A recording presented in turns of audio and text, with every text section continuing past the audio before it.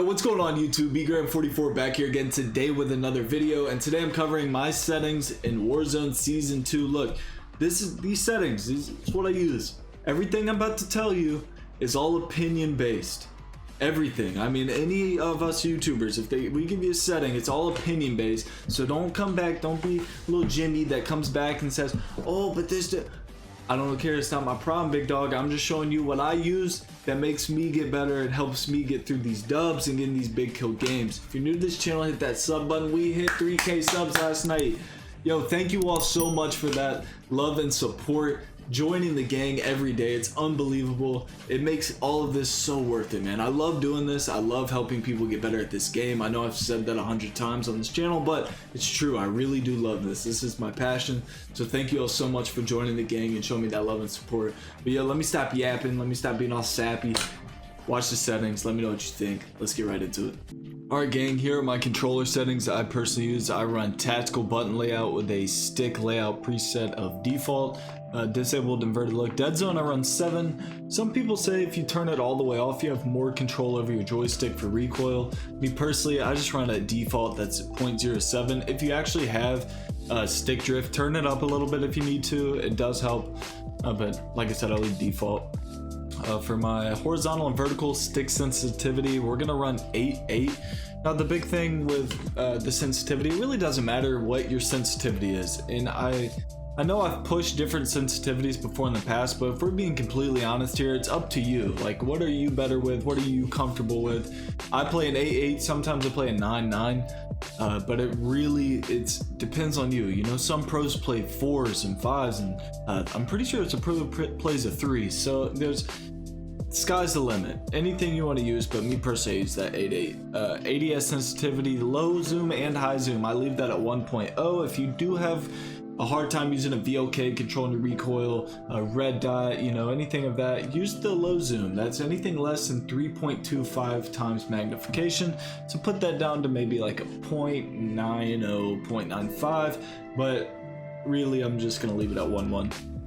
Aim response curve type, I run dynamic. I never ran dynamic ever. Like, I've played this game for a long time. I saw a ton of other people were starting to try to use it. Someone put me on it. I decided to try it. Dynamic's the move, like the wave right now. It's the move 100%. Controller vibration, disable controller vibration. You don't need that, it's a distraction. Aim assist standard, I've never used precision or focusing until I hear that focusing or precision's the power move. Standard's really what I'm gonna run.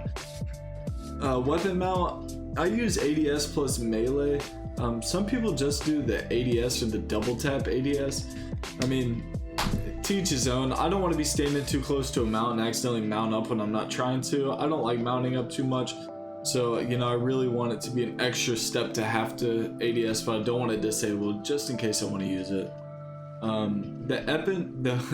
The weapon mount movement exit, I think that's the best way to do it. So essentially you enable this, when you move you're gonna dismount. That's really the best way to go about it, to get off that mount really quick. Aim down sights behavior, of course that's hold.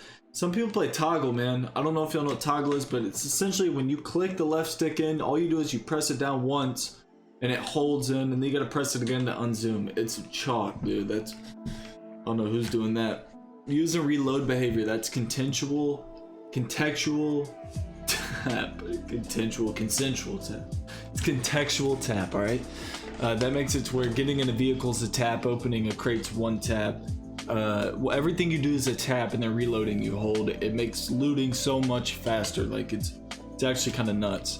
So if you don't know about contextual tap, try it out.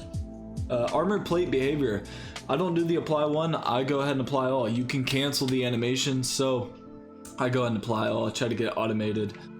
Slide behavior, I'm definitely going to do hold. I don't like the tap toggle, I just go ahead and do hold.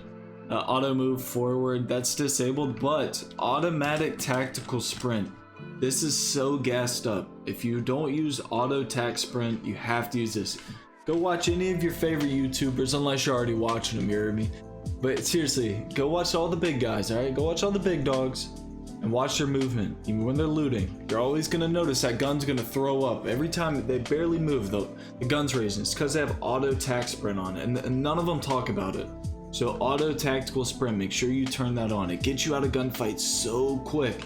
And a true slide cancel is done through auto tac sprint. So if you've been slide canceling without it, I mean, you can do it, but it's more efficient to use the auto tac sprint. Promise. That's how you see all these people, even your boy, gets in a pinch and a getaway, and you're like, how did he survive that? Auto tac sprint, 100%. Try that out for yourself. We're done with that list. General, brightness and everything, I leave my brightness at 54. I know on the Elgato, so what I see on my monitor and what you see on the Elgato are two different tones of color. The Elgato makes it look a little bit more dark. 50 works for me, but seriously, that depends on the monitor you use, or TV, whatever you are using. Safe area, I keep my safe area all the way in. There's been a chain of YouTube videos going around lately where people are saying on console, this is how you get better FOV. Those people are chalked, like 100% bunch of bozos. Look, your safe area is your HUD, okay? So your mini map, your bullets, all these little items, your plates, your teammates, that's your HUD, okay? That's gonna be your safe area. When you move it in, it doesn't expand your screen out, it just moves everything else in. It doesn't zoom it out for field of view. So these people are making these videos and they're going, look, you have this much more view. No shot, not even slightly is that how it works. You just move your HUD in. So safe area, I keep mine all the way in so I don't have to rip my eyes all the way around the screen. I see everything there. Film grain 0, tooltips enabled. Gotta have the tooltips, baby. You know how to throw a Semtex? Right bumper. If you didn't know that, tooltip would have told you that, you heard me? Colorblind is another thing I have beef with. People say it makes enemies stand out better. If that was the case, you're probably colorblind, and you found out what type of colorblind you have. That's how I look at it. I keep it disabled. I can see everyone just fine. If this made it look better, then maybe Protanphia? Maybe I was that colorblind, or maybe I was. Why are they all so hard to pronounce? Durotrinopia? Or Tritonopia? I probably butchered all those. You need to chill out with that. But probably colorblind. World motion blur disabled. I know enabled makes your game look all fun, like it's a movie, a cutscene, whatever. It's looking good. Disable it, chalk it before you get zapped. Okay? Disable that joint. And weapon motion blur, no shot, bucko. You can't see your sights if they're blurred out. All right, disable it. If you're looking to shoot and your gun's all blurry, you can't see anything. Disable it. I promise. That's huge. I know so many people that play this game that keep those enabled and they don't realize it. And then when they finally disable it, they're like, oh my god, thank you, dude, thank you. So disable that. That one's huge. Minimap shape square. Now this one, this is real. Okay, this is actually real, and they even show on the camera the picture. I'm gonna move my webcam out of the way for y'all. Okay, look on the screen. You got a circle, you got a square. The square minimap is absolutely larger than the circle. So if you're still running a circle minimap, you're cutting yourself short. Make it a square. And if you think I'm chalking and capping when I say that the square is larger, look at this, it's the same photo, and you see so much more of it on the square. Just run the square. Don't be a spud cannon, run the square. I'm gonna move this back. Where is it? Somewhere like right here? That looks about right, huh? Minimap rotation enabled, compass, and keep it letters. You're gonna switch it to numbers and start preaching all these things to your boys.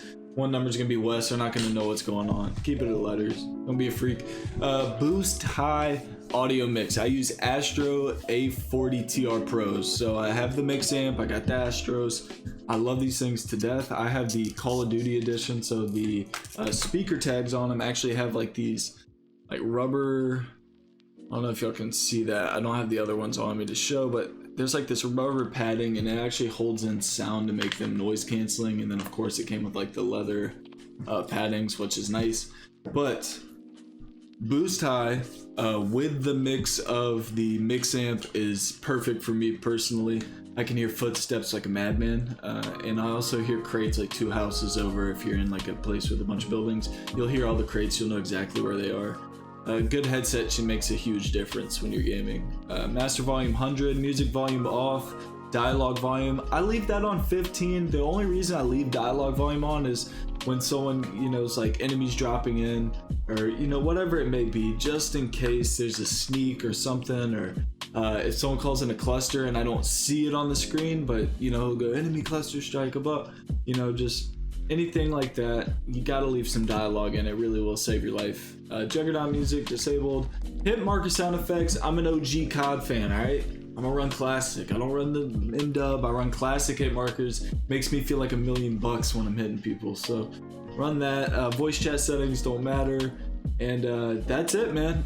I hope y'all enjoyed these settings. Let me know in the comments down below if they work for you. If you're new to the channel, hit that sub button. Yo, we just hit 3K. I still can't get over it. Unbelievable. Thank you all so much for the love and support. Let me know in the comments down below what these settings did for you. Hit that like button, and I'll catch y'all tomorrow for another banger. Let's get it.